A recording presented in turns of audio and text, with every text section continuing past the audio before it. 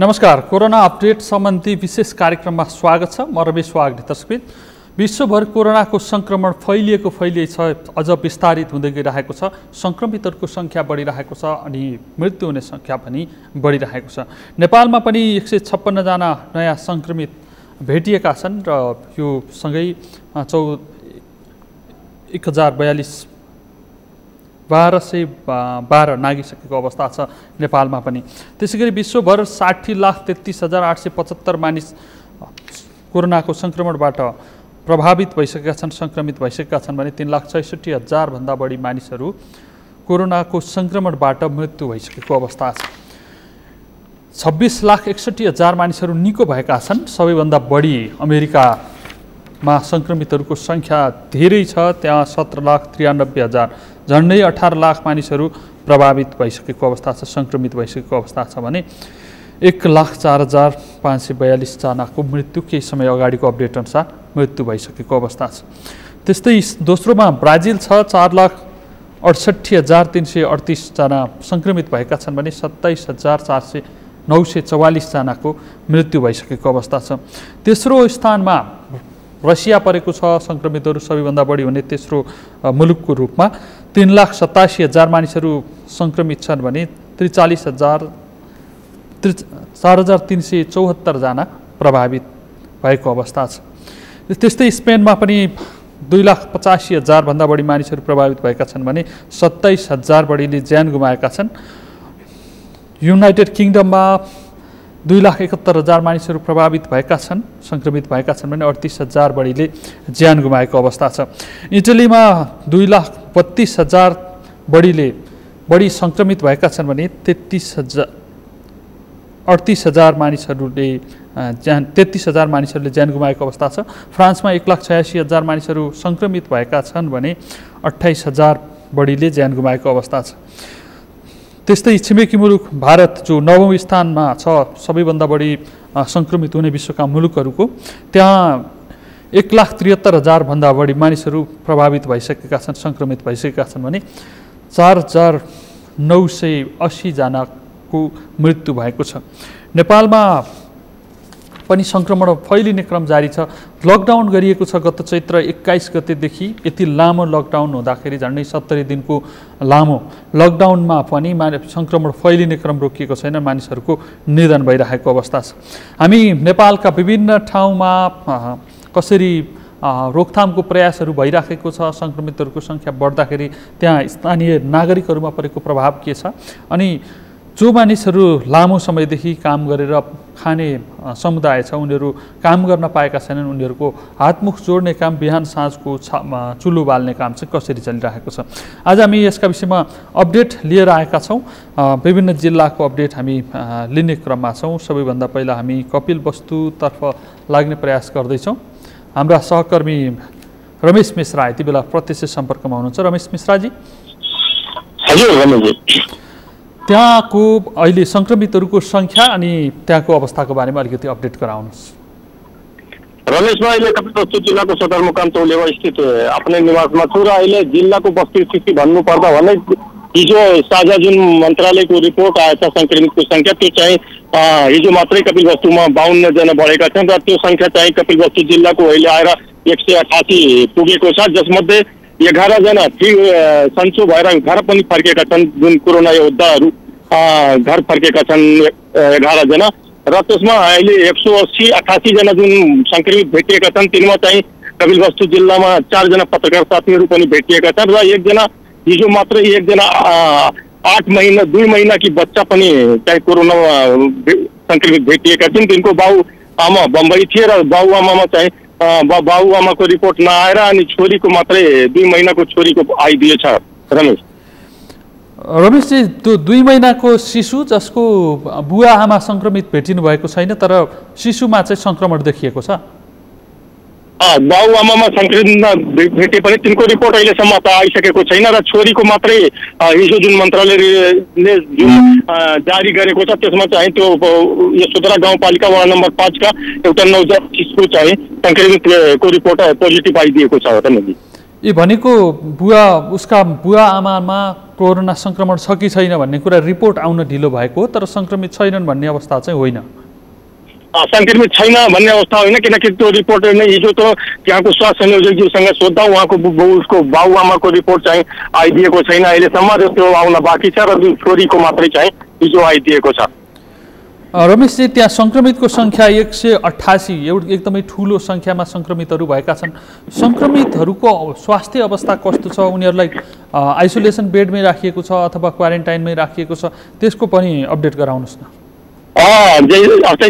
जस्तै जिल्लामा अहिले 188 जना जुन भेटिएका छन्, त्यसमा चाहिँ अहिले गाउँपालिकाहरूले चाहिँ आफ्नै आइसोलेसन बेड बनाउने कोही तयारीमा छन्, कोही बनाइसकेका छन्, र धेरै को चाहिँ अहिलेसम्म त्यो गाउँपालिकाहरूको अहिले अवस्था चाहिँ एकदम जटिल छ, किनकि त्यो बनाउन नै सफल भएका छैनन्, र तिनीहरू चाहिँ अहिले त्यही क्वारेन्टाइनमा जुन आजदेखि 5 दिन पहिला चाहिँ पोजिटिभ आएको छ, तिनलाई पनि अहिलेसम्म क्वारेन्टाइनमा नै राखिएको छ, र त्यहाँको गाउँपालिका अध्यक्षजीसँग सोद्धा उहाँले चाहिँ हामीले अब बनाउने तयारीमा छन्, र चाँडै चाहिँ तिनीहरूलाई आइसोलेसन बेडमा चाहिँ सिफ्ट गर्ने तयारीमा छौँ भनेर भन्नुभएको छ, र अहिले चाहिँ उसको क्वारेन्टाइनको अवस्था पनि जटिल जुन थियो कपिलवस्तुमा, त्यो जटिल त छँदैछ नि। अहिले आइसोलेसन जुन राख्नुपर्ने हो बिरामीहरूलाई, त्यो पनि अहिले जटिल नै छ रमेश। वस्तुमा त्यो सबै चाहिँ कपिलवस्तु जिल्लाको भगवान भरोसे नै भनौँ, किनकि अब हाम्रो एउटा यतातिरको कहावत छ, भगवान भरोसे नै यहाँको जिल्ला छ कपिलवस्तुको। रमेशजी, तपाईँ भन्दै हुनुहुन्छ कि परिस्थिति यस्तो जटिल छ कि कोरोना संक्रमित भएको पुष्टि भइसकेको छ, तर उनीहरूलाई क्वारेन्टाइनमै राखिएको छ, आइसोलेसन बेड बनाउने भनिएको छ। त्यसो भन्दै गर्दाखेरि संक्रमितहरूमा एक किसिमको मनोवैज्ञानिक त्रास होला, अनि सँगै बस्नेहरू क्वारेन्टाइनमा बस्नेहरूमा त्रास होला। त्यसको व्यवस्थापन चाहिँ कसरी गरिँदैछ? अहिले कपिलवस्तु जिल्लाको सबभन्दा बढी संक्रमित भेटिने सोधरा गाउँपालिका हो, जहाँ 72 जना मात्रै भेटिएका छन्, र त्यो चाहिँ त्यहाँको गाउँपालिका अध्यक्ष गिरिजेश कुमार पाण्डेज्यूसँग मैले सम्पर्क गर्दा उहाँले पहिला चाहिँ 25 बेडको यो सोधरा गाउँपालिका र 25 बेडको चाहिँ कपिलवस्तु नगरपालिकाले मिलेर एउटा कपिलवस्तु नगरपालिकामा पर्ने जादीमा चाहिँ बनाए थिए 50 बेडको, र त्यो त्यहाँ विवाद भएको कारणले त्यो चाहिँ त्यहाँबाट तारेका हुँदा अहिले सोधरा गाउँपालिकाले मात्रै चाहिँ आफ्नै गाउँपालिकाभित्र बैतौली उच्च माविमा चाहिँ बनाउँदैछ 50 बेडको, र त्यो हिजोसम्म अहिलेसम्म बनाएको छैन, र आज मात्रै त्यो बनाएर तिनलाई अहिले 72 जनालाई त्यहीँ सिफ्ट गर्ने चाहिँ व्यवस्था मिलाइरहेका छन्। रमेश, त्यहाँ जो क्वारेन्टाइनलाई नै आइसोलेसन बेडको रूपमा जहाँ थिए पहिला क्वारेन्टाइनमा राख्दा त्यही संक्रमितहरूलाई पनि राखिएको छ, उनीहरूको निगरानी चाहिँ त्यही स्थानीय स्वास्थ्य कर्मीहरूले गरिरहेको हो अथवा विशेषज्ञ चिकित्सकहरू पनि त्यहाँ पुग्ने गर्नुभएको छ? जुन पोजिटिभ अहिले देखिएका छन्, संक्रमित देखिएका छन्, तिनलाई चाहिँ अहिले पनि त्यहाँ स्वास्थ्य कर्मीको निगरानीमा राखिएको छ। धेरै ठाउँमा न त कोही प्रहरी प्रशासनकै निगरानीमा राखिएको छ। अहिले त्यो सबै चाहिँ आफ्नै जसरी बसेका थिए क्वारेन्टाइनहरूमा, त्यही अनुसार नै क्वारेन्टाइनमा नै छन् भने त तिनको केही निगरानी अहिलेसम्म पनि छैन रमेश। र अहिले जिल्लाको वस्तुस्थिति सबै पालिकाहरूमा, धेरै पालिकाहरूमा यस्तै नै छ रमेशजी। अब निको भएर फर्किएकाहरू पनि छन्, उनीहरूलाई हेर्दाखेरि संक्रमितहरूमा केही आत्मविश्वास बढेको जस्तो पाइन्छ अथवा के छ? तपाईँले फोन सम्पर्क मार्फत अथवा अन्य विधि मार्फत उहाँहरूसँग कुरा गर्ने मौका पाउनु भएको छ? जुन 11 जना फर्किएका छन्, तिनमा 1 जना कपिलवस्तु जिल्लाका नर्स पनि थिएन, र तिनसँग सम्पर्क गर्दा उहाँहरू एकदम अहिले राम्री अवस्थामा छन्, कुनै किसिमको स्वास्थ्य उसमा छैन तिनीहरूको, र अहिले सुरक्षित छन् र स्वस्थ छन्। र अहिले तिनीहरूले चाहिँ सबै जुन संक्रमितहरू छन् तिनलाई पनि उहाँहरूले नै कोअर्डिनेसन गरिरहेका छन् कि तपाईँहरू पनि नआत्नुस् के हुन्न भनेर चाहिँ उहाँहरूले नै कोअर्डिनेसन गरिरहेका छन्। र हामी पनि यहाँका जिल्लामा भएका जुन 4 जना पत्रकार साथीहरू छन् तिनलाई पनि हामीले नै उहाँहरू आफै चाहिँ स्वेच्छाले बुटोल स्थित कोरोना अस्पतालमा आफ्नै चाहिँ तयारीमा आफ्नै उसमा गएर त्यहीँ अहिले बसेका छन् रमेशजी। उहाँहरूको स्वास्थ्य अवस्था पनि ठिकै छ, त्यस भएदेखि त्यस्तो बिग्रिएको डराउनु पर्ने परिस्थिति छैन? अहिले कपिलवस्तुमा सबभन्दा भेट्नु भनेको पत्रकार साथीहरू र सुरक्षाकर्मी साथीहरू पनि छ, र 1 जना हाम्रो स्वास्थ्यकर्मी साथी पनि भेटिएका थिए। सबै चाहिँ अहिले अवस्था सामान्य नै छ, र कुनै किसिमको विश्वास अहिले छैन तिनीहरूमा। धन्यवाद रमेशजी। आउनु थियो हाम्रा कपिलवस्तु संवाददाता रमेश मिश्रा हामीलाई त्यहाँको वस्तुस्थितिको बारेमा जानकारी गराउँदै हुनुहुन्थ्यो। त्यहाँ 2 महिने शिशुमा पनि सङ्क्रमण देखिएको छ भने 4 जना पत्रकारहरू पनि त्यहाँ सङ्क्रमित भएर आफै स्वास्थ्य अवस्थाले आफ्नो स्वास्थ्यका कारणले गर्दाखेरि सङ्क्रमण नफैलियोस् भनेर कोरोना अस्पताल पुगेको अवस्था छ। तर धेरै त्यस्ता कोरोना सङ्क्रमितहरू छन् जो क्वारेन्टाइनमा पनि व्यवस्थित क्वारेन्टाइन छैनन्, त्यही क्वारेन्टाइनमा आइसोलेसन बेडमा बसे चाहिँ छुट्टिएर त्यहीँ बस्नुपर्ने परिस्थिति छ। यसले मानिसहरूमा एक किसिमको यस्तो बाध्यता आइरहेको छ जहाँ क्वारेन्टाइनमा नबसिकन पनि आफ्नो परिवार समाज जोखिममा पर्छ, बस्यो भने पनि बस्न सक्ने अवस्था छैन। विशेषज्ञ चिकित्सकहरूको पर्याप्त मात्रामा सुविधा प्राप्त भएको छैन। स्थानीय स्वास्थ्य कर्मीहरूको भरमा उनीहरू बस्नुपर्ने अवस्था छ। सकारात्मक कुरा चाहिँ 11 जना मानिसहरू जो सङ्क्रमण जितेर निस्किनु भएको छ उहाँहरूले नै उहाँहरूलाई सम्झाउने आत्मविश्वास भर्ने काम गरिराख्नु भएको छ र त्यो आत्मविश्वासले सम्भवतः उहाँहरूलाई पनि फेरि सङ्क्रमितहरूलाई पनि सङ्क्रमण मुक्त हुनका लागि कोरोना जित्नका लागि प्रेरणा मिल्छ भन्ने अपेक्षा गर्न सकिन्छ। हामी विभिन्न जिल्लाका अवस्थाका बारेमा अपडेट दिने प्रयास गरिरहेका छौँ। विभिन्न अहिले हामीले कपिलवस्तु जिल्लाको अवस्थाको जहाँ 188 जना सङ्क्रमित को सङ्ख्या पुगेको छ, त्यसमध्ये 11 जना निको भएर घर फर्किएका छन्। यसको बारेमा अपडेट दिँदैथ्यौँ। अब हामी सुदूरपूर्वको झापा जो सीमा नाकासँग जोडिएको जिल्ला पनि हो त्यहाँको अवस्थाका बारेमा जानकारी लिने प्रयास गर्दैछौँ। सहकर्मी पूजन घिमिरे यति बेला प्रत्यक्ष सम्पर्कमा हुनुहुन्छ। पूजनजी, झापाको अहिलेको अवस्था ताजा अवस्थाबारे जानकारी गराउनुहोस् कि त्यहाँ सीमा क्षेत्रको व्यवस्थापनदेखि कोरोना सङ्क्रमितहरूको राखिएको ठाउँको अवस्थाबारे अलिकति बताउनुहोस्। रमेशजी, जुन पछिल्लो समय 27 जना हिजो मात्रै 27 जना कोरोना सङ्क्रमणका नयाँ बिरामी झापामा मात्रै कोरोना सङ्क्रमणका बिरामीहरू फेला परेका छन्। उनीहरूको धरानी स्थित कोरोना सन्ततिको स्थानको कोभिड अस्पताल र विराटनगर स्थित कोभिड अस्पतालमा उपचार भइरहेको अवस्था छ। त्यसै गरी जो मात्रै सङ्क्रमण पुष्टि भएका 27 जनालाई दिल्ली जाने एम्बुलेन्समा राखेर चाहिँ धरानी स्थित कोइराला स्वास्थ्य विज्ञान प्रतिष्ठानमा पुर्याइयो पनि अस्पतालले चाहिँ उनीहरूलाई चाहिँ भित्र बसाउन नमाने पछाडि दिन नमाने पछाडि उनीहरूको रातभर अस्पतालको गेटमा रहेको भनेर हामीलाई जानकारी प्राप्त भएको छ। तथापि अहिले 10 बजे पछाडि चाहिँ केन्द्र सरकारसँग समन्वयमा अस्पतालले उनीहरूलाई एडमिट गरेको छ।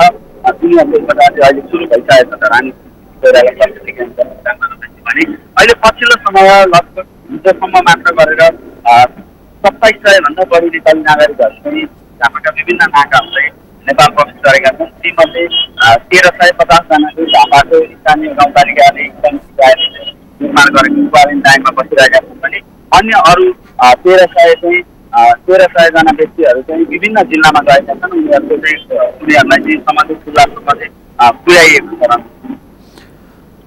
पूजनजी, जो 1300 को सङ्ख्यामा आएका भारतबाट आएकाहरू छन् उनीहरूको स्वास्थ्य परीक्षणका लागि कुनै समस्या भएको छ अथवा स्वास्थ्य परीक्षण गरेर ढुक्कले बस्ने अवस्था सिर्जना भएको छ? रमेशजी, अहिले पछिल्लो समय भारतबाट नेपाल प्रवेश गरेकाहरूमा चाहिँ धमाधम कोरोना पुष्टि भइरहेको अवस्थामा समेत झापाका विभिन्न नेता मार्फत नेपाल प्रवेश कसैको पनि सामान्य स्वास्थ्य जाँच पनि प्रारम्भिक स्वास्थ्य जाँच गरेको समेत अवस्था छैन भने सीमा नाकामा त्यहाँ चाहिँ पर्याप्त स्वास्थ्य कर्मीहरू छैनन्। त्यसै गरी स्वास्थ्य उपकरणहरू नभएका कारणले उनीहरूको चाहिँ स्वास्थ्य चेक जाँच गर्न सकिएको छैन नेपाल प्रवेश गराउने क्रममा भनेर हामीलाई हिजो मात्र झापाका सहायक प्रमुख जिल्ला अधिकारी राजकुमार राईले जानकारी दिनुभएको छ। अहिले समग्रमा हेर्दा अहिले झापामा स्वास्थ्य सामग्रीहरू उपलब्ध नभएको कारणले सीमा नाका हुँदै नेपाल प्रवेश गर्ने सर्वसाधारणको स्वास्थ्य चाहिँ चेक जाँच गर्न सक्ने अवस्था छैन, गरिएको अवस्था चाहिँ छैन। रमेशजी, पूजनजी, एकातिर भारतबाट पछिल्लो समय आउने अधिकांश सङ्क्रमितहरू पछिल्लो समय देखिएकाहरू भारतबाट आएका नै छन्। भारतबाट सङ्क्रमण लिएर आउने क्रम बढिरहेको छ। त्यहाँ आएका हरेक व्यक्ति सङ्क्रमित हुन् भनेर मान्नुपर्ने हो, तर सामान्य स्वास्थ्य अवस्था पनि स्वास्थ्य परीक्षण पनि नगरिकन भित्र्याउने अनि सम्बन्धित ठाउँसम्म पुर्याउने क्वारेन्टाइनमा राख्ने उनीहरूसँगै अन्य पनि क्वारेन्टाइनमा होलान्, त्यो सङ्क्रमण फैलिने त्रासले चाहिँ मानिसहरूलाई अप्ठ्यारोमा पुर्याइसकेको अवस्था चाहिँ छैन? जस्तो पछिल्लो समय झापाको प्रथम तवल गाउँपालिका जहाँ 100 जना कोरोना सङ्क्रमणका बिरामीहरू फेला परिसकेका छन्। सबै भारतबाट पछिल्लो समय नेपाल प्रवेश गरेका व्यक्तिहरू हुन्। उनीहरूलाई समेत सङ्क्रमण भए पछाडि जो त्यहाँ जुन क्वारेन्टाइन निर्माण गरिएको छ त्यो क्वारेन्टाइनमै चाहिँ आन्तरिक रूपमा फैलिएको हो कि भनेर पनि शङ्का गर्न सक्ने आउँछ। अहिले अब त्यो सङ्क्रमित सँगसँगै बिना स्वास्थ्य चेकमा नेपाल प्रवेश गराइँदा र सँगै क्वारेन्टिनमा राख्न अन्य सङ्क्रमण नभएका व्यक्तिहरूलाई समेत सङ्क्रमण फैलन सक्ने जोखिम त ठिकै छ। तथापि अब अस्तिको दिनदेखि चाहिँ 2 दिन अगाडि चाहिँ जिल्ला प्रशासन कार्यालयले विपद व्यवस्थापन समितिको बैठक बसेर प्रदेश सरकारसँग चाहिँ प्रारम्भिक स्वास्थ्य उपचारका स्वास्थ्य परीक्षणका सामग्रीहरू चाहिँ माग गर्ने भनेर निर्णय गरेर प्रदेश सरकारसँग अनुरोध गरिसकेको हामीले जानकारी प्राप्त भएको छ।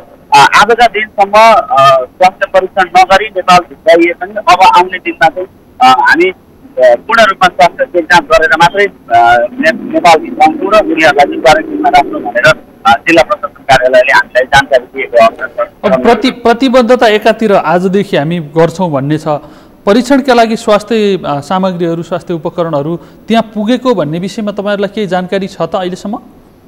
जस्तो सुरुवाती अवस्थामा प्रारम्भिक चरणमा केही स्वास्थ्य सामग्रीहरू आए पनि अहिले पछिल्लो समय योभन्दा अगाडि चाहिँ भारतबाट नेपाल प्रवेश गर्ने व्यक्तिहरूलाई चाहिँ कडाइका साथ सीमा नाकामै रोकिएको थियो। तथापि यो पछिल्लो समय सरकार पनि अलिक लचिलो हुँदै जाँदा उनीहरूलाई समेत उनीहरूको अलपत्र पर्ने क्रम पनि बढ्दै जाँदा सरकारले पनि कम्ती गर्दै भए पनि नेपाली नागरिकहरूलाई चाहिँ नेपाल प्रवेश गर्न दिइरहेको अवस्था छ। तर अहिले यो लकडाउनको समय लम्बिँदै जाँदाखेरि अहिले नेपाल प्रवेश गर्ने चाहिँ कुनै पनि नागरिकहरूको चाहिँ प्रारम्भिक स्वास्थ्य परीक्षण समेत गर्न सकिएको अवस्था छैन। त्यसको खास कारण भनेको स्वास्थ्य सामग्रीको अभाव नै हो। सुरुवाती अवस्थामा केन्द्र सरकार प्रदेश सरकार केन्द्र सरकारबाट आएका स्वास्थ्य सामग्रीहरूले चाहिँ स्थानीय निकायले स्वास्थ्य चेक जाँच गरे पनि अहिले पछिल्लो समय चाहिँ स्वास्थ्य चेक जाँच स्वास्थ्य परीक्षणका सामग्रीहरू अभावै रहेको छ। पुजनजी, सङ्घीय सरकारले स्वास्थ्य सामग्रीहरू आयातका लागि भनेर नेपाली सेनालाई जिम्मा दिएको छ, अन्य कम्पनीबाट पनि खरिदको प्रक्रिया अघि बढाइरहेको छ, कतिपय सामग्रीहरू आएको भनेर पनि जानकारी भइरहेका छन्। झापामा पुग्न नसक्नुको कारण चाहिँ सामग्री अभाव हो अथवा समन्वयको अभाव हो, के जस्तो देखिन्छ? अब हामीले यसलाई सरसर्ती हेर्दा हिजो मात्रै हामीले चाहिँ जिल्ला प्रशासन कार्यालयका सहायक प्रमुख जिल्ला अधिकारीसँग कुराकानी गरेका थियौँ। उहाँले भएको सामग्री चाहिँ हामीले परीक्षणकै क्रममा त्यो चाहिँ त्यहीँ सकिएको भएको कारणले गर्दा हामीले अहिले पछिल्लो समय चाहिँ अब प्रदेश सरकारमा प्रदेश सरकार हुँदै केन्द्र सरकारसँग समन्वय गर्ने गरेर चाहिँ अनुरोध गरिपठाएका छौँ भनेर उहाँले हामीलाई जानकारी दिनुभएको छ। अब यसलाई हामीले हेर्दाखेरि समन्वयको अभाव भन्दा पनि त्यो चाहिँ आपूर्ति अलिक कम भएर पनि यो अभाव फर्किएको हुनसक्छ भनेर भन्न सकिन्छ। र पुजनजी, हामीले केही बेर अगाडि कपिलवस्तुमा कुराकानी गरेका थियौँ। त्यहाँ 188 जना सङ्क्रमित पुग्दाखेरि आइसोलेसन बेडको अभाव भएर क्वारेन्टाइनमै बिरामीहरू राखिराखेको अनि आइसोलेसन बेड पनि तयार हुँदै गरेको भनेर गाउँपालिकाले जानकारी गराउँदै गरेको त्यस्तो अवस्था थियो। त्यो आइसोलेसन बेडहरूको क्षमता अनि बिरामीहरूको बढ्दो क्रमले झापामा पूर्वाञ्चलमा प्रदेश नम्बर 1 मा त्यो अवस्था आउने खतरा कतिको देखिन्छ? जस्तो अहिले यहाँलाई मैले अघि मात्रै पनि जानकारी गराएँ, बेडको अभाव भएको कारण देखाउँदै हिजो मात्र सङ्क्रमण पुष्टि भएका 27 जना चाहिँ धरान स्थित दिपी कोइराला कोरोना अस्पतालको केसमा रात बिताउन बाध्य भएका थिए। योबाट पनि देख्न सकिन्छ कि अब पछिल्लो समय सङ्क्रमितहरूको सङ्ख्या बढ्दै जाँदा आइसोलेसन बेडहरूको अभाव हुने र अस्पतालले समेत एडमिट गर्न नमान्ने परिस्थितिको सिर्जना भएको छ। यही सन्दर्भमा झापामा मात्रै पनि अब झापामा सङ्क्रमितहरूको चाहिँ सङ्ख्या वृद्धि हुँदै गर्दा झापामै कोरोना अस्पताल चाहिँ बनाउनु पर्छ भनेर एक किसिमको बहस समेत चलेको अवस्था छ। तर झापाको भद्रपुर जहाँ मेची अञ्चल अस्पताल रहेको छ त्यहाँनिर नै कोरोना अस्पताल उपचार अस्पताल बनाउने भनेर निर्णय गरिए पनि स्थानीयको चाहिँ विरोधका बाबत त्यो पनि अहिले अनिश्चित जस्तै भएको छ। त्यो विषयमा यहाँनिर नै बनाउने भनेर चाहिँ स्थानीय प्रशासनले ठोस निर्णय गर्न सकिरहेको अवस्था छैन। यो सबै कुरालाई हेर्दा अब केही दिन सुरु भइसकेकै अवस्था छ। अहिले त्यो बेडहरूको चाहिँ अभाव सिर्जना भइसकेको अवस्था छ। धन्यवाद पुजनजी, हामीलाई झापाबाट सहकर्मी पुजन घिमिरेले जानकारी गराउँदै हुनुहुन्थ्यो कि पत्रकारहरू पनि सङ्क्रमित भइरहेको अवस्था छ, उपचार गराउनका लागि आफै दौडिनुपर्ने आफै खोजी गरेर अस्पतालसम्म पुग्नुपर्ने अवस्था छ। यस्तो अवस्थामा पत्रकारहरू पनि सुरक्षित भएर रिपोर्टिङ गर्नुपर्ने अवस्था छ। हामीले हाम्रा सहकर्मीहरूलाई पनि यही आह्वान गरिरहेका छौँ कि आफ्नो जिम्मेवारी वहन गर्नुपर्ने बाध्यता हो। जति बेला सङ्कट आउँछ त्यति बेला नै नागरिक स्तरबाट पत्रकारिता क्षेत्रको थप भूमिकाको खोजी हुन्छ। तर त्यसरी भूमिका निर्वाह गर्ने क्रममा चाहिँ पत्रकारहरू पनि धमाधम सङ्क्रमित हुने क्रम बढिराखेको छ। कपिलवस्तुमा मात्रै पनि 4 जना पत्रकारहरू थप सङ्क्रमित हुनुभएको छ। यसअगाडि धनुषामा, पर्सामा, बारामा सङ्क्रमितहरू भेटिएको अवस्था थियो, सङ्क्रमित हुनुभएको थियो। पत्रकार साथीहरू पनि, सामान्य नागरिकमा पनि सङ्क्रमण फैलिराखेको छ अनि त्यसले स्वास्थ्यकर्मी, सुरक्षाकर्मी, पत्रकार अन्य क्षेत्रलाई पनि प्रभावित पारिराखेको अवस्था छ। सङ्क्रमित हुनेहरूको क्रम बढिराखेको छ। पहाडी जिल्लाहरूमा सोलुखुम्बु, दोलखा, दैलेख, दार्चुला, स्याङ्जा सहितका विभिन्न जिल्लाहरू जहाँ सङ्क्रमितहरूको सङ्ख्या विगतमा देखिएको थिएन त्यहाँ पनि सङ्क्रमितहरूको सङ्ख्या धमाधम बढिराखेको अवस्था छ। हामी पहाडी जिल्ला दोलखातर्फ लाग्ने प्रयास गर्दैछौँ। दोलखामा 1 जना सङ्क्रमित भेटिएको भनिएको थियो। थप सङ्क्रमित भेटिएको छ कि छैन, ती सङ्क्रमितलाई कसरी व्यवस्थापन गरिँदैछ भन्ने जानकारी हाम्रा सहकर्मी कैलाश लामाले दिने प्रयास गर्दै हुनुहुन्छ। कैलाशजी,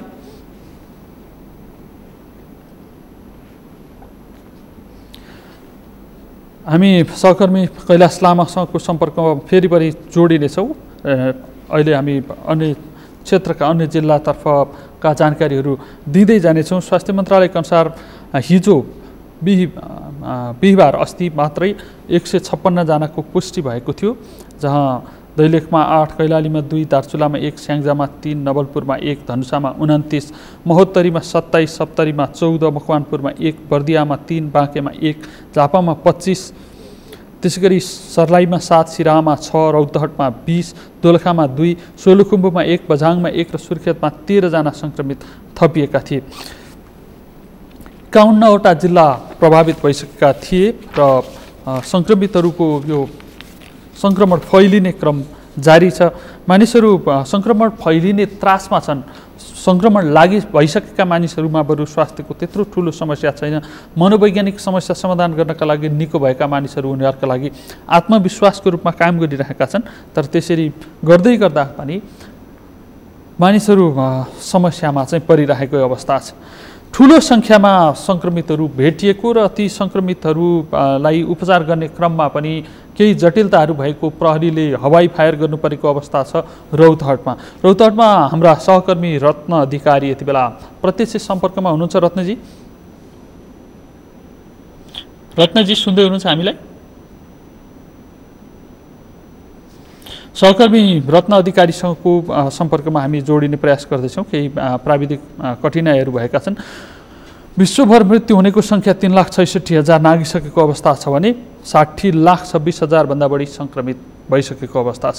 अमेरिकामा मात्रै पनि ठुलो सङ्ख्यामा सङ्क्रमित छन्। विश्वमै सबैभन्दा धेरै अर्थात् 17,93,000 झन्डै 18 लाख सङ्क्रमितहरू अमेरिकामा भेटिसकेको अवस्था छ भने 1,04,542 जनाले मृत्युवरण गरिसकेका छन् कोरोनाकै सङ्क्रमणका कारण। विश्वभरि मानिसहरूको मृत्यु हुने क्रम बढिराखेको छ। तर जहाँबाट कोरोनाको सुरुवात भएको थियो, हाम्रो छिमेकी राष्ट्र, उत्तरी छिमेकी राष्ट्र चीन, त्यहाँ सङ्क्रमितहरूको सङ्ख्या 0 नजिक छ र केही समयदेखि सङ्क्रमितहरू बढिराखेको अवस्था छैन। अब नियन्त्रण भयो भनेर भन्दै गर्दाखेरि पनि त्यहाँ एकै दिन ठुलो सङ्ख्यामा सङ्क्रमितहरू देखिएर केही समय अगाडि फेरि सतर्क हुनुपर्ने परिस्थिति भएको थियो।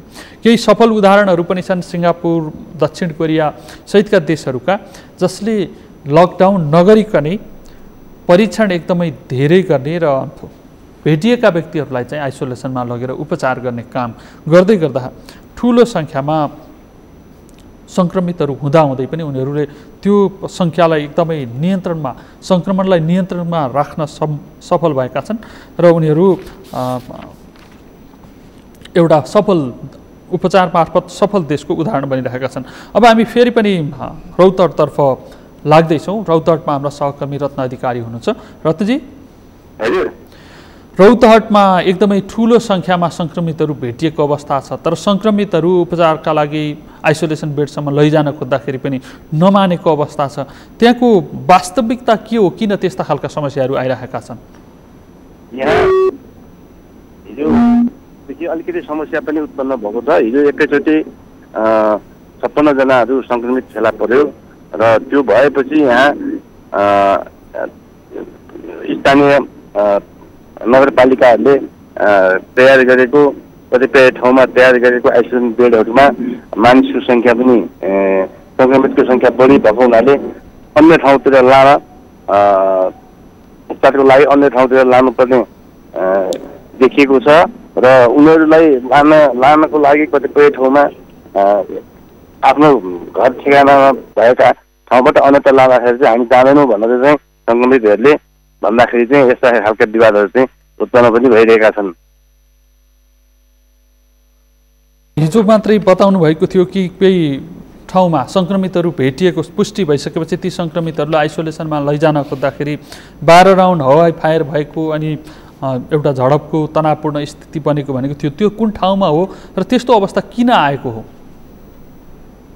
हिजो एक ठाउँमा कटोरिया नगरपालिकाको भस्केरुवामा चाहिँ आइसोलेसन बेड स्थापना गर्न जाँदाखेरि पनि त्यहाँ झगडा भयो, विवाद भयो।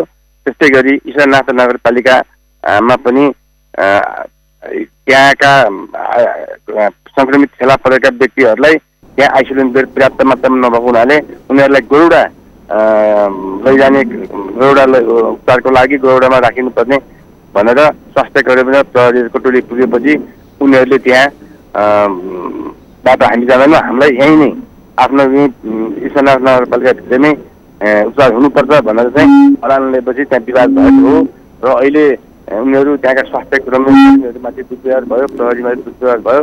त्यस कारणले गर्दा अब हामी चाहिँ उपचार गर्न पनि नसक्ने यस्ता हामीमाथि दुर्व्यवहार भएको हुनाले निष्पक्ष छानबिन हुनुपर्छ भनेर स्वास्थ्य कर्मीहरूले पनि गरिरहेको अवस्था पनि छ।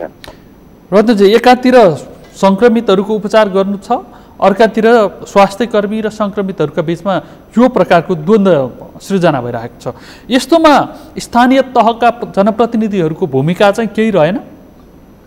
खास गरिकन अब स्थानीय तहका जनप्रतिनिधिहरूले पनि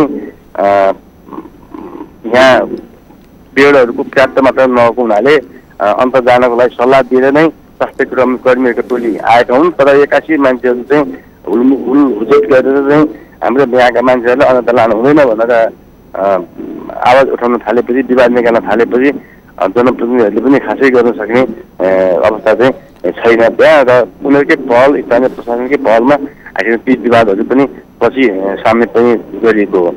रत्नजी, त्यहाँ जसरी हुलहुज्जतको कुरा गरिराख्नु भएको छ तपाईँले, प्रहरीलाई अवरोध गर्ने, स्वास्थ्य कर्मीहरूलाई चाहिँ दुर्व्यवहार गर्ने समूहको अवस्था आउँदाखेरि त्यो सङ्क्रमितहरूले नै गरे अथवा सङ्क्रमितका आफन्तहरूले गरे, ती सङ्क्रमित र सङ्क्रमितका आफन्तहरू छुटिएर बस्न सकेका छन् कि छैनन्? उनीहरूमा चेतनाको अभाव हो कि खालि आफ्नै ठाउँमा बस्नु पाउनुपर्छ भन्ने त्यो सचेतता मात्रै हो? यहाँ सङ्क्रमितहरू पनि वास्तवमा भनियो भने सङ्क्रमितहरू पनि अलिकति चेतनाको कमी नै देखिएको छ र उनीहरूका आफन्तहरूले पनि नाता कुटुम्ब आफन्तहरूले पनि यो कुरालाई अलिकति गम्भीर रूपले बुझ्न सकेका छैनन् कि यिनीहरू त्यहाँ क्वारेन्टाइनमा बस्दाखेरि पनि अलिकति व्यवस्थित भएन भनेर पनि हुलहुचुल गर्ने र आइसोलेसन बेडमा पनि लैजानु पर्छ, यहाँ स्वास्थ्य कर्मीहरूको अभाव छ भन्दाखेरि पनि यिनीहरूले विरोधको आवाजहरू मात्रै उठाइरहने हुनाले यहाँ अलिकति उनीहरूलाई जनप्रतिनिधिहरूले पनि सम्झाउन नसकेको भन्ने पनि लागेको छ। उनीहरूमा पनि अलिकति संवेदनशीलताको चाहिँ कमी नै देखिएको छ। रत्नजी, भनेपछि रौतहट जिल्ला नै जोखिम हुने स्थिति देखियो, किनभने सङ्क्रमितहरू नै हुलहुज्जतमा उत्रिने र सङ्क्रमितहरूले नै उपचारका लागि जानका लागि पनि तयार नहुने स्थिति भनेको त त्यो सङ्क्रमित र सङ्क्रमितभन्दा बाहिर सङ्क्रमणमुक्त मानिसहरू पनि घुलमेल हुन थाले भनेदेखि त सङ्क्रमण बुसको आगो चाहिँ फेरि कति फैलियो भनेर पनि अनुमान गर्न नसकिने गरी फैलिन सक्छ।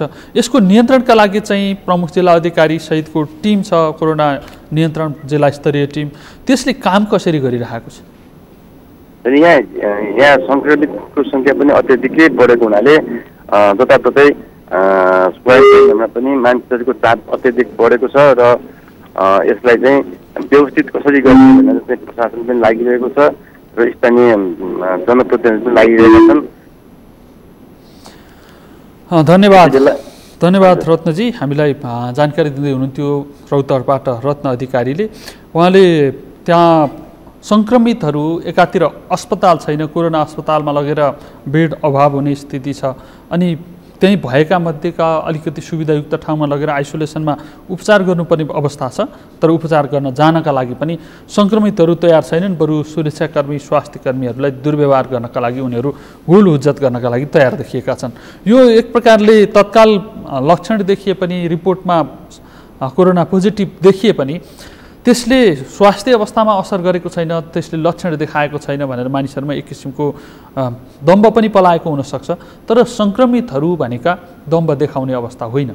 सङ्क्रमितहरू जो सङ्क्रमितले सङ्क्रमित भएर पनि पचाइराखेको छ, सङ्क्रमण देखिएको छैन, त्यस्तै सङ्क्रमणका लक्षणहरू नदेखिँदै उसले निको भएर आउनु सकारात्मक कुरा हो। तर ऊ समाजमा घुलमिल भयो, परिवारमा घुलमिल भयो भनेदेखि परिवारमा स्वास्थ्य अवस्था कमजोर भएका वृद्ध अवस्थाका मानिसहरूलाई त्यसले फेरि मृत्युसम्म पनि पुर्याउन सक्छ, त्यसले धेरै नराम्रो असर पुर्याउन सक्छ।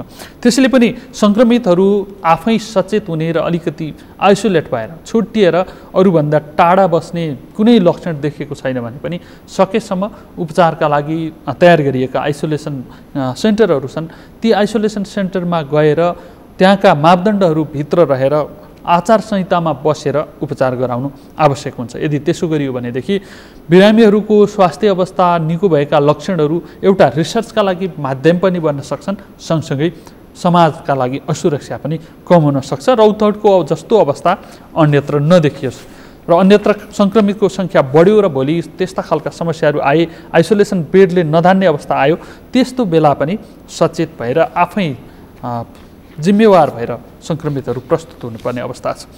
सङ्क्रमितहरूको सङ्ख्या बढेसँगै त्यसमै त्रास पनि फैलिरहेको अवस्था छ।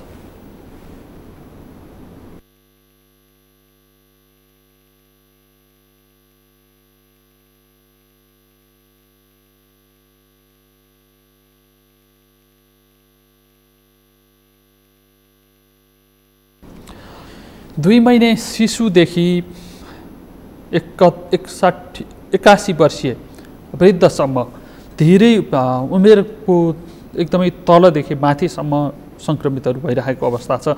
81 वर्षीय वृद्धले सङ्क्रमण जितेर फर्किएको अवस्था छ र केही समय अगाडि पर्सामा 2 महिने शिशुमै सङ्क्रमण देखिएको थियो। 2 महिने शिशुले पनि सङ्क्रमण जितेर, कोरोना फ्री भएर अथवा सङ्क्रमण मुक्त भएर घर फर्किसकेको अवस्था छ। रूपन्देहीमा कपिलवस्तुमा पनि 2 महिने शिशुमै भेटिएको छ। उनका आमा बुवामा सङ्क्रमण छ कि छैन भनेर पुष्टि भइसकेको अवस्था छैन, किनभने आमा बुवाको रिपोर्ट आइसकेको छैन।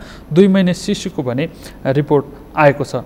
कपिलवस्तुको यशोधरा गाउँपालिकाका अधिकांश क्षेत्रमा 72 जना सङ्क्रमितहरू भेटिसकेका छन्। भेटिएका सङ्क्रमितहरू भारतका विभिन्न ठाउँबाट कामको सिलसिलामा, उपचारको सिलसिलामा, विभिन्न प्रयोजनका लागि भारतबाट आएका छन्। भारतमा सङ्क्रमितहरूको सङ्ख्या एकदमै धेरै 1,73,000 पुगिसकेको अवस्था छ। त्यसको प्रभाव चाहिँ नेपालमा पनि परिरहेको छ। नेपाल फर्किनेहरूले सङ्क्रमण समेत लिएर फर्किँदा पुरै राष्ट्र नै जोखिममा पर्ने अवस्था छ।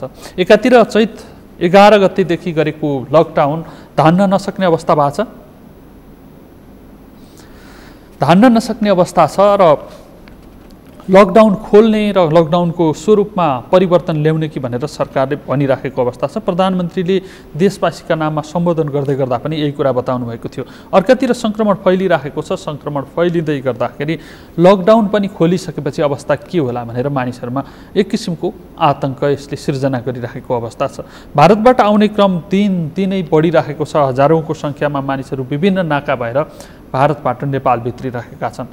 ठुलो सङ्ख्यामा भारतबाट अझै थपिएर भित्रिने क्रम जारी रहने कुरामा दुई मत छैन। यस्तो अवस्थामा जोगिने चाहिँ कसरी? हामी कर्णाली प्रदेशको राजधानी समेत रहेको सुर्खेत जिल्लातर्फ लाग्दैछौँ। सुर्खेतमा हाम्रो सहकर्मी डिलबहादुर खत्री यति बेला प्रत्यक्ष सम्पर्कमा हुनुहुन्छ। डिलबहादुरजी, हजुर त्यहाँको सङ्क्रमितहरूको सङ्ख्या, सङ्क्रमितहरूको व्यवस्थापनका लागि गरिएका प्रयासहरू, क्वारेन्टाइनको अवस्था, समग्रमा छोटकरीमा जानकारी गराउनुहोस् न, के छ त्यहाँको अवस्था? अब अहिले ठ्याक्क म चाहिँ कर्णालीको अहिले एकछिनमा म अपडेट हुँदैछु सबै समग्र कति हुँदैछ भनेर यसबारेमा म केही क्षणमा म बुझ्दैछु र अहिले मैले चाहिँ यहाँनिर तपाईँलाई के जानकारी गराउन चाहेँ भने अहिले पछिल्लो एक साता यता मात्रै करिब झन्डै 16,000 नागरिक भारतका विभिन्न नाकाबाट कर्णाली प्रदेशमा भित्रिने क्रम जारी भएको छ र कर्णाली प्रदेशको मुख्य नाका सुर्खेत भएको कारणले सुर्खेतको बबई हुँदै र सुर्खेतका अन्य मतलब चाहिँ 2-3 नाका अरू पनि छन् जो चाहिँ कर्णाली प्रदेशमा त्यो बाटो भएर इन्ट्री गर्छन् र अहिले कर्णालीका समग्र मतलब चाहिँ विभिन्न जिल्लाहरूमा जुन चाहिँ अहिले भारत प्रवासबाट फर्केर जो आएका नागरिकहरू छन् उनीहरूको व्यवस्थापनमा बहुत ठुलो मतलब चाहिँ एउटा समस्या क्रिएट भएको छ र उहाँहरूले यसअघि पूर्व मतलब चाहिँ योजना नबनाएका कारण यतिजना मतलब चाहिँ स्वदेश फर्केलान् भन्ने अनुमान नगरिएका कारणले अनुमानभन्दा तीव्र चौबर मतलब बढी सङ्ख्या मतलब चाहिँ 81 मतलब चाहिँ होती मतलब चाहिँ देश फर्किँदाखेरि अहिले व्यवस्थापनमा स्थानीय तहहरूलाई बहुत गाह्रो भइरहेको छ उनीहरूलाई खानको मतलब चाहिँ कठिनाइ छ बस्नको कठिनाइ छ स्वास्थ्य सामग्री मतलब उपलब्ध गराउन कठिनाइ भइरहेको छ र कहाँबाट के गर्ने कसरी गर्ने भन्ने स्थानीय तहहरू पनि अलमलमा परिरहेको अवस्था छ अहिले सुर्खेतको चौकुने गाउँपालिकामा पनि अब यो पछिल्लो 4 दिन यता मात्रै मतलब 800 नागरिक एउटा गाउँ स्थानीय तहमा सुर्खेतमा 9वटा स्थानीय तह छन् एउटा स्थानीय तह हजुरको सुर्खेतको चौकुने गाउँपालिकामा मात्रै 800 नागरिक 81 मतलब चाहिँ गाउँमा भित्रिएपछि उनीहरूको व्यवस्थापनमा स्थानीय तहलाई हम्मे परिरहेको अवस्था छ अब यसका लागि उसले चाहिँ त्यहाँको स्थानीय तहले प्रदेश सरकारसँग समन्वयको तयारी गरिराखेको छ तर अब प्रदेशबाट पनि कहिले जान्छ त्यहाँ कहिले व्यवस्था तबसम्म त्यो त्यहाँ चाहिँ क्वारेन्टाइनभित्र बसेका मान्छेहरूलाई पनि एक तरहको के छ भनेदेखि कतिपय मान्छे त कोरोना पोजिटिभ नभएको मान्छेहरू पनि छन् त्यहाँ राम्रा मान्छे नराम्रा सबै तरहका मान्छे त्यहाँ चाहिँ राखिँदाखेरि एक तरहको दिलबहादुरजी राम्रा मान्छे नराम्रा भन्दा पनि संक्रमित र संक्रमण नभएका मान्छेहरू भनेर प्रयोग गरौँ शब्द प्रयोग गर्दाखेरि अब यो चौकुने गाउँपालिकामा तपाईँले भने जस्तो चौकुने गाउँपालिकामा मात्रै 800 मानिसहरू एकै दिन आएर त्यहाँको व्यवस्थापन अस्तव्यस्त छ भन्दै हुनुहुन्छ 1600 मानिसहरू भित्रिए 16,000 मानिसहरू भित्रिसके भनिसकेपछि अब चाहिँ कति मानिसहरू भित्रिन सक्लान् भन्ने एउटा पूर्वानुमान अध्ययन प्रदेश सरकारबाट अनि स्थानीय सरकारबाट जिल्ला तहमा त्यो कोरोना नियन्त्रण समन्वय समितिबाट त्यस्ता खालका अनुमानहरू हुन थाले अथवा फेरि पनि हचुवाका भरमा केही सङ्ख्या बढाउने क्रम मात्रै बढिरहेको हो होइन यो क्रम जारी छ खास गरी कर्णाली प्रदेशमा यो क्रम भारत प्रवासमा ठुलो मतलब सङ्ख्या कर्णाली प्रदेशको धेरै ठुलो मतलब जनसङ्ख्या भारतमा निर्भर छ भारतका विभिन्न मतलब चाहिँ सहरहरूमा एउटा कामदारको रूपमा काम गर्न बहुमौसमी बेमौसमी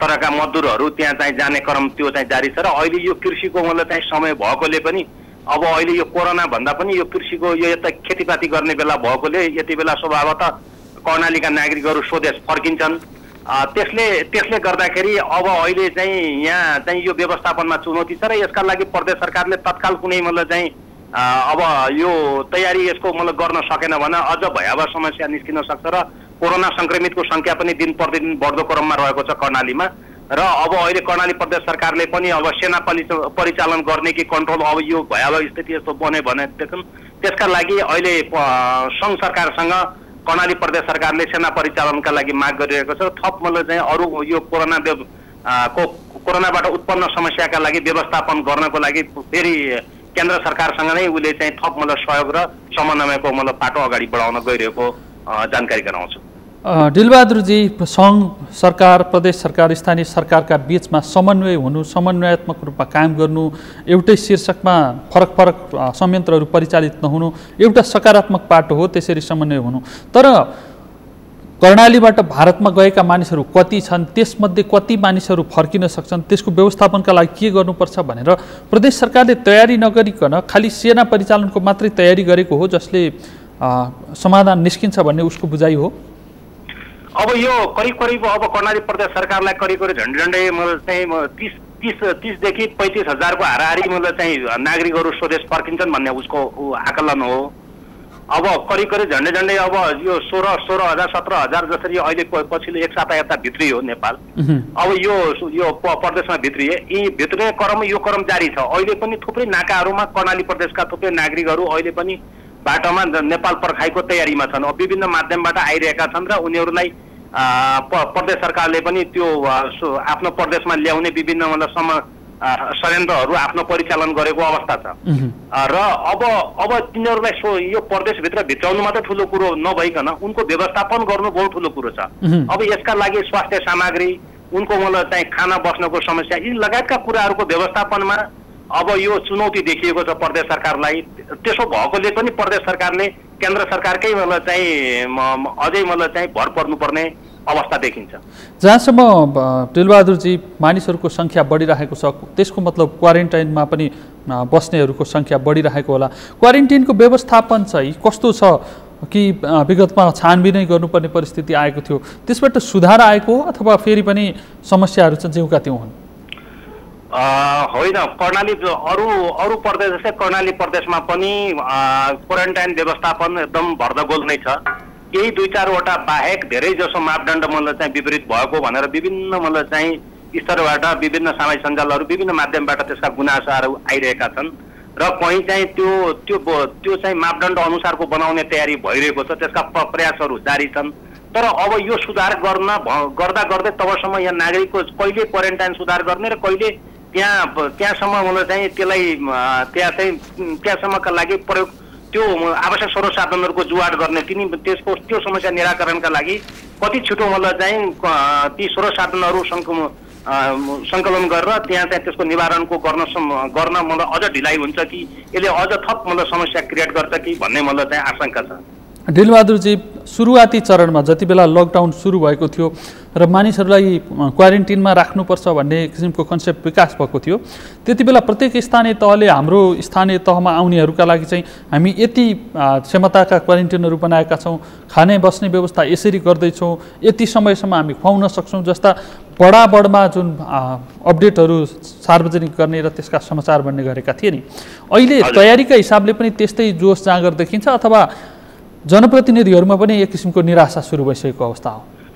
अब यो अलिकति यो पछिल्लो समय 81 सङ्ख्या बढिसकेपछि सुरुका दिनमा त्यो तपाईँले भने जस्तै ठ्याक्कै त्यही स्थिति थियो भने पछिल्लो समय जुन चाहिँ अब यो कोरोनाको सङ्क्रमणको दर पनि बढ्ने क्रम बढेसँगै अब यो साथसाथै भारतबाट पनि चाहिँ नागरिकहरू जसरी आए त्यसले चाहिँ कोरोनाको सङ्ख्या पनि वृद्धि भयो र क्वारेन्टाइनमा बस्नेहरूको सङ्ख्यामा पनि वृद्धि भयो र यसरी जो एउटा आकलन गरिएको भन्दा बढी सङ्ख्या चाहिँ क्वारेन्टाइनमा बस्नुपर्ने अवस्था सिर्जना भएका कारणले अहिले चाहिँ व्यवस्थापनमा सबै स्थानीय तहहरूलाई चुनौती देखिएको छ। यो समग्र यो चाहिँ कुनै सुर्खेतको मात्र नभइकन सबै कर्णालीका सबै जिल्लाहरूमा यो खालको समस्या छ। त्यसो भएर यसका लागि अब एउटा स्थानीय तहलाई मात्रै छोडेर नहुने भएकोले प्रदेश सरकारले पनि त्यहाँ आफ्नो रोललाई अझ सशक्त बनाएर लानुपर्ने सरकारवालाहरूको आवाज आउँछ, उठिरहेको छ र यतातिर प्रदेश सरकारले अहिले चाहिँ अब यो स्थानीय तहहरूलाई कसरी स्थानीय तहका समस्याहरूलाई कसरी समाधान गर्न सकिन्छ भन्नेतर्फ चाहिँ अहिले विभिन्न बैठकहरू त्यसका के गर्न सकिन्छ भन्ने त्यसको योजना बनाउने तयारीमा रहेको पाइन्छ। रमेशजी, धन्यवाद। दिलबहादुरजी, उहाँ हुनुहुन्थ्यो हाम्रा सहकर्मी दिलबहादुर खत्री सुर्खेतबाट हामीलाई समग्र कर्णालीको अवस्थाबारे जानकारी गराउँदै हुनुहुन्थ्यो। कर्णाली प्रदेश सरकारले त्यहाँका स्थानीय तहहरूले जुन स्तरमा नागरिकहरू स्वदेशमा आउँछन् र उनीहरूको उपचार गर्नुपर्छ भनेर आकलन गरेका थिए, उनीहरूको आकलनभन्दा धेरै ठुलो सङ्ख्यामा अर्थात् कर्णालीमा मात्रै पछिल्लो साता मात्रै 16,000 मानिसहरू भित्रिएको अवस्था छ भारतबाट। ती 16,000 मा 16,000 सङ्क्रमित हुन सक्छन् अथवा त्यसमध्येका केही सङ्ख्यामा सङ्क्रमित हुन सक्छन्। त्यसको व्यवस्थापन उचित ढङ्गले गर्न सकिएन भनेदेखि भुसको आगो चाहिँ समाजमा थाहा नै नभइकन सङ्क्रमितहरूको सङ्ख्या नै यकिन गर्न नसक्ने गरी सङ्क्रमण फैलिन सक्छ, जुन हाम्रा लागि असाध्यै जोखिमपूर्ण हुन सक्छ, हाम्रा लागि ठुलो सङ्कटकालको सिर्जना चाहिँ त्यसले गरिदिन सक्छ। कतिपय अवस्था हामीले धान्न नसक्ने परिस्थिति पनि निर्माण हुन सक्छन्। अहिलेसम्म देखिएका सङ्क्रमितहरू छन् जसमा लक्षण देखिएको छैन, परीक्षणबाट सङ्क्रमितहरू छन्। केहीमा मात्रै लक्षण देखिएको छ, बाँकी स्वस्थ भएका स्वस्थ देखिने नागरिकहरू नै सङ्क्रमित भएको अवस्था छ। धेरैले त्यस्तै अवस्थामा कोरोना जितेको अवस्था पनि छ, त्यो सङ्ख्या ठुलो भइसकेको अवस्था छ। तर त्यति हुँदाहुँदै पनि भोलि भाइरसले स्वरूप बदल्यो र मानिसहरूमा सङ्क्रमण देखिन साथ गम्भीर प्रकृतिका समस्याहरू आउन थाले भनेदेखि उपचार गर्नका लागि अस्पताल छैन। अहिले नै सङ्क्रमित भएका व्यक्तिहरूलाई आइसोलेसनका लागि अस्पताल पुर्याउँदाखेरि अस्पतालले ढोका नखुलेर रातभर गेट बाहिर सङ्क्रमितहरूलाई राख्नुपर्ने परिस्थिति छ। कतिपय त्यस्ता ठाउँहरू छन्, कपिलवस्तुकै उदाहरण दिने हो भने जहाँ सङ्क्रमितहरू छन् तर सङ्क्रमितका लागि आइसोलेसन बेड समेत छैन, क्वारेन्टिनहरू अत्यन्त अव्यवस्थित छन्, तिनै अव्यवस्थित क्वारेन्टिनमा बस्नुपर्ने अवस्था छ। यो अवस्था जहाँ सङ्क्रमण देखिएको छैन त्यहाँका मानिसहरू, त्यहाँका स्थानीय तहहरू, त्यहाँको जिल्ला समन्वय समितिले पनि मक्ख परेर बस्ने र ढुक्क हुने अवस्था होइन। भोलि आफूमा पनि त्यस्तो अवस्था आउन सक्छ, त्यसका लागि पूर्व तयारी गरेर बस्नुपर्छ। पूर्व तयारीका नाममा लाखौँ करोडौँ खर्च गर्ने होइन, पूर्व तयारीका लागि न्यूनतम तयारी गर्ने र जति बेला आवश्यक पर्छ त्यति बेला प्रयोग गर्नका लागि खर्च गर्ने क्षमता पनि चाहियो र परिचालन गर्ने क्षमताहरू पनि चाहियो। यसका लागि संयन्त्रहरू बन्न सक्छन्, स्वयंसेवकहरूको संयन्त्र बनाउन सकिएला। त्यस्ता खालका विषयमा चाहिँ सरकारले सोच्नुपर्ने भयो। यो सङ्घीय सरकारले मात्रै सोचिदिएर पुग्दैन, प्रदेश सरकारले पनि सोच्नु पर्यो र सबैभन्दा नागरिकका नजिकका सरकार स्थानीय सरकार हुन्। स्थानीय सरकारले पनि यसका लागि पर्याप्त तयारी गरे भनेदेखि भोलि आउने जोखिमसँग जुझ्नका लागि सहज हुन्छ र विपत्ति व्यवस्थापनका लागि पनि परिस्थिति सहज हुन सक्छ। विपत्ति आइसकेपछि जुझ्नका लागि जति कठिन हुन्छ त्योभन्दा धेरै सहज बनाउनका लागि पूर्व तयारी गर्नुपर्छ। पर्याप्त पूर्व तयारीले जोखिमसँग जुझ्ने क्षमता बढाउँछ। पहिला क्षमता बनाएर बसौँ। यो सङ्घीय सरकार, स्थानीय सरकार र प्रदेश सरकारका बीचमा समन्वय होस्, सबैको क्षमतामा वृद्धि होस् र कोरोनासँग लड्ने क्षमता हामी सबैमा विकास होस्। आजका लागि कार्यक्रमबाट बिदा लिने समय भएको छ। म सहित सम्पूर्ण बिदा चाहन्छौँ। सगरमाथा टेलिभिजन हेर्दै गर्नुहोला। नमस्कार।